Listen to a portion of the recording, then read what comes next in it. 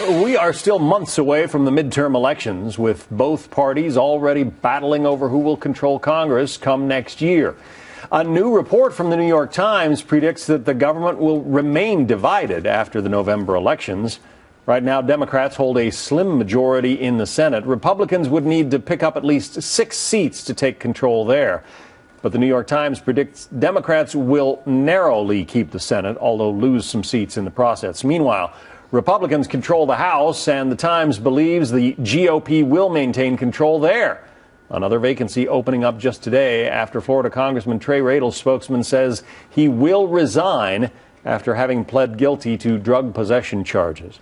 Let's bring in Bret Baier, the anchor of Special Reports. So the Times is projecting, admittedly, we're a long way away from November, but the Times is projecting that things are going to stay as they are now, with the House in Republican control, the Senate in Democratic control, and, of course, Mr. Obama in the White House for 2 more years.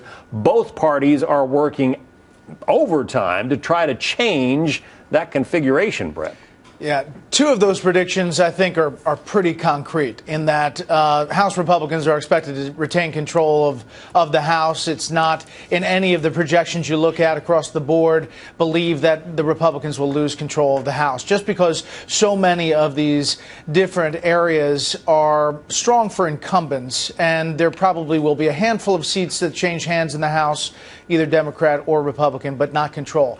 The president obviously has another 2 years after November, but the U.S. Senate is still up for grabs. And a lot of people here in Washington believe that 6 Senate seats, if the Republicans don't change their roadmap or something big doesn't happen between now and November, are possible. Just looking at the polling in each one of these states, it's very possible that Republicans could pick up those 6 seats and take control of the U.S. Senate. Yeah, there are 7 seats Democrats are defending or losing members, that is, retiring. 7 states that Mitt Romney won the last time around, right? Yeah, and that's put the pressure on these red state Democrats. Mayor Landrieu in Louisiana, Mark Pryor in Arkansas, Mark Begich in Alaska.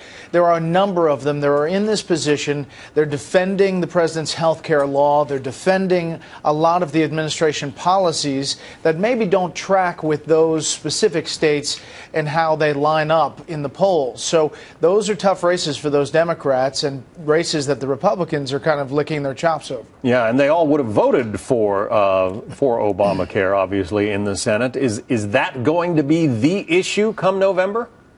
For Republicans right now, that seems like their refrain. Obamacare, Obamacare, Obamacare. It seems like it is going to be something they continue to hit. They think that it is fertile ground for them. It'll be interesting to see how much the president talks about his health care law, what they described as the signature legislative achievement for this White House, in the State of the Union address tomorrow night.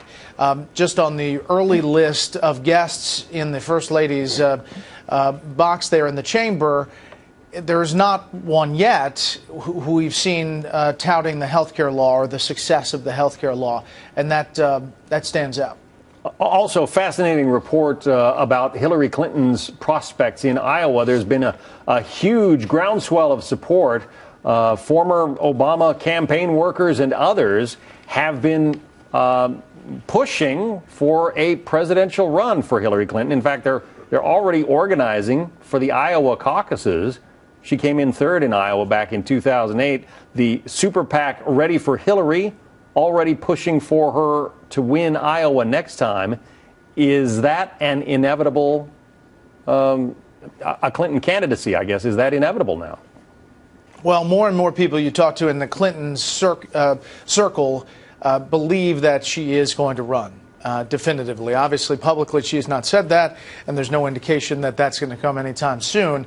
But you're right that this effort on the ground in Iowa is pretty unprecedented. If you talk to people there, how organized it is. And you have the Priorities for Action, the group that was with Obama when he was running, and supporting them with media campaign and social media.